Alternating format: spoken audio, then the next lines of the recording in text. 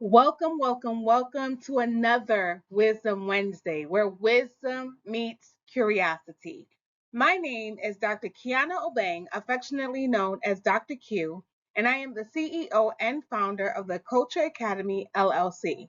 I'm also a culture strategist if you haven't noticed. For the entire month of November, we have been dropping some serious nuggets on how important it is to be grateful, to reflect, all those things as leaders. And today we come strong with you with another acronym. Just charge it to the game because the Culture Academy loves acronyms. And today we're talking about REST with an S at the end. REST. REST stands for Reflect on Progress, Energize Yourself and Others, Set Goals for the Future, Thank Your Team and Stakeholders, and Simplify Commitment. We are going to focus on the letter R for right now, which is Reflect on Progress. And let me tell you, we have been talking a lot about how important it is to set some time to review your goals, your achievements, just to, reflect. And this is so super duper important. I consider myself a reflective practitioner, and you should too. Regardless of who you lead, what you lead, you should always be positioned to reflect on the highs, the lows, and the uh-ohs or the oh no's. So let me give you just a few reflection questions that you should ask yourself during this time of rest. So, question number one: what were the biggest wins this year? Now, we do know that we're coming to the close of a calendar year. So, this is a question that you can ask yourself as it relates to quarters, as it relates to the end of a fiscal year, as it relates to the closeout of something. You always want to think about what were the biggest wins for this year. And although we are transitioning to the winter break, one of the things that I want to attest as a big win for me, and I think I've said this before, as a new leader, not a new leader, but new to the location that I'm serving in, I've been able to learn all of the educators' names that work in my building, first and last. At first, it was just the last names, but now I can do first and last names, and I do know a handful of the students. And so I'm going to call that a win for me. The second question that you can ask yourself as you reflect on progress is, what challenges helped me grow? What challenges helped me grow? And if I were to answer this question right now, I would like to say that just a lot of things. When you go into a new environment, you got to take note of where you are.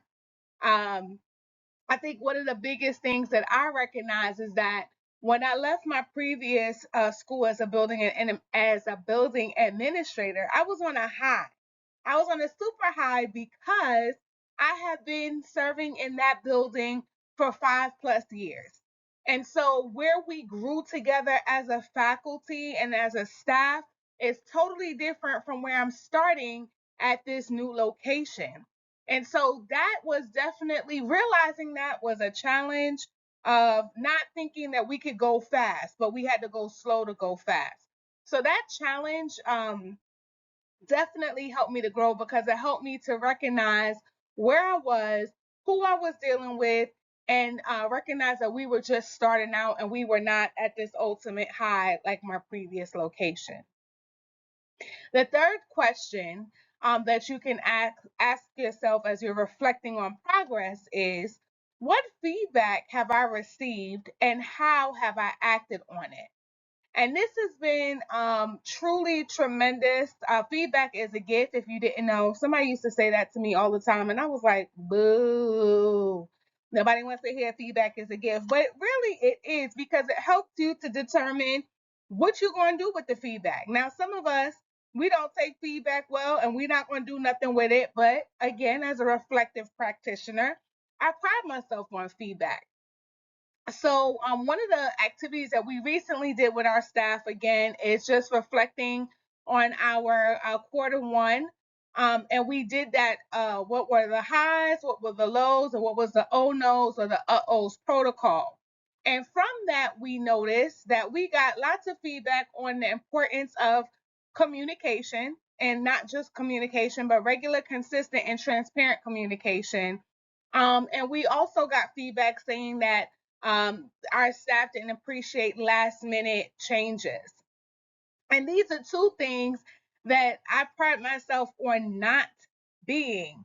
Not being I pride myself on being transparent as I should in communication. And I pride myself on ensuring that long range planning is in effect so that we could be successful. However, again, being a new leader to this building or being a leader to this new scenario has kind of put a wrench in that. And so the staff, as well as I already recognized this, but the staff was able to recognize and share that with us as areas of growth. And so totally fine with it because I kind of already knew where we were going with it. And so as a result, the admin team, we have been taking on roles to ensuring that we're addressing these concerns. So, as part of our reflect on progress, one of the things that I share with you all the time, I have a notebook that I keep with me. My other admin have a notebook too, and we always go back through and reflect on where we are through what we've written down in our journals. And of course, we always, always, always ensure that we celebrate our accomplishments while identifying our areas of growth. So it's not always a bad thing. We just have to sometimes take a step back and reflect and say, okay, cool beans. All right. So the next letter is E, and E stands for energize yourself and others. What this can look like is planning a recharge day for your team. This is where you are thinking about reducing meetings, and having staff or your team members focus on things that they're passionate about.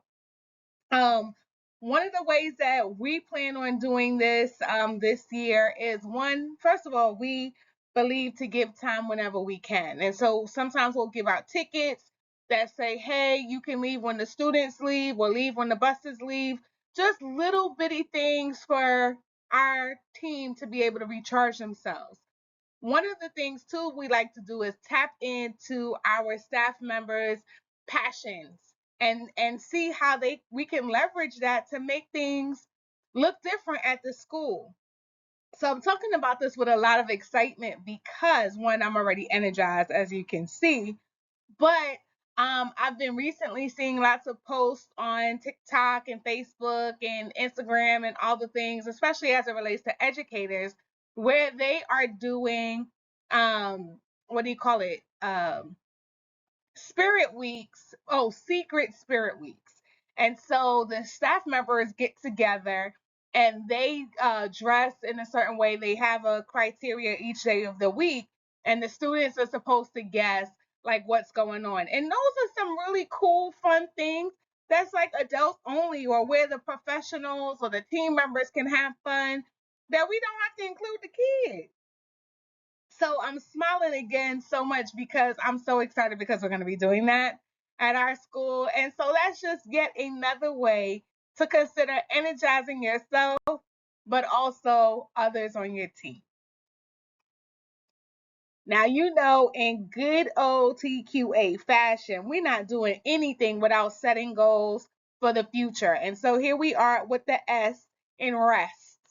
Set goals for the future. And of course, a goal that we set has to be smart.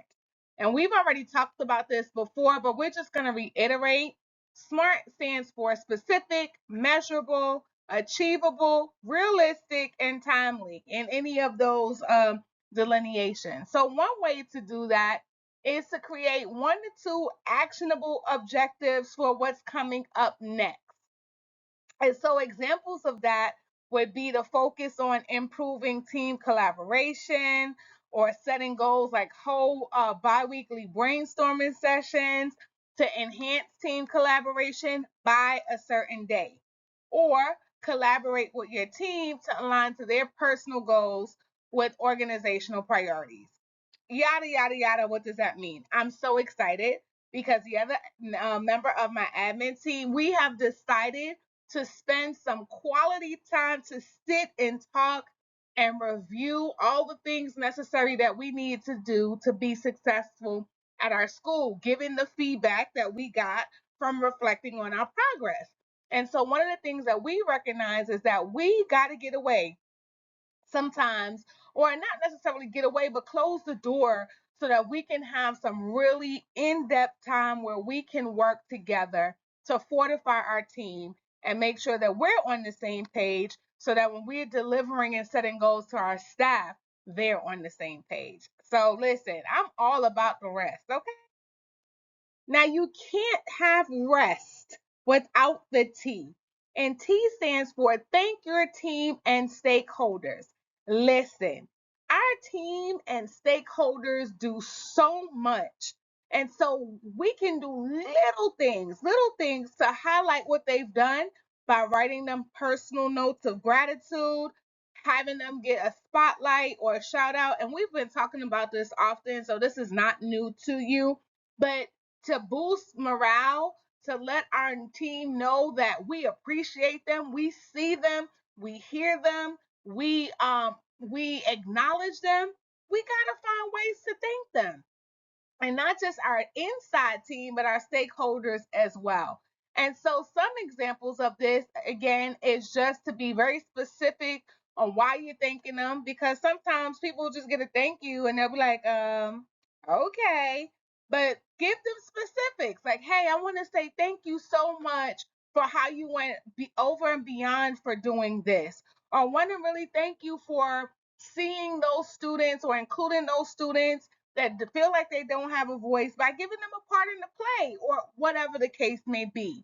This is also great when you pair it with a little something to put in their hand, like a gift card or a certificate or something, because I'm not counting your change, I'm not in your pocket. But thank you, sometimes coined with something else or paired with something else, goes a long way. We do know that we cannot have rest with an S at the end without simplifying our commitments. When we take a rest, we need to also evaluate our calendar and declutter all the things that we said yes to. On last Wisdom Wednesday, we talked about the no in November. It is okay to set boundaries and say no.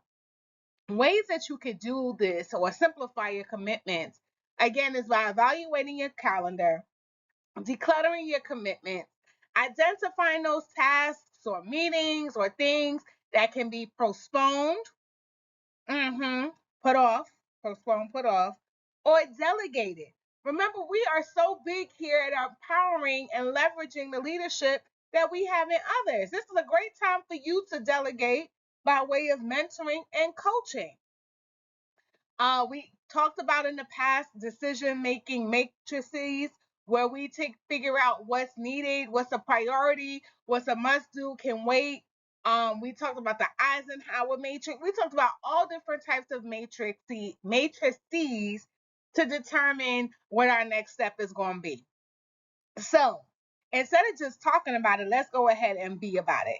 Let's actually look at the data that we got from those matrices and do something with it, like postpone a meeting or put something to a later date, or better yet, delegate, delegate, delegate.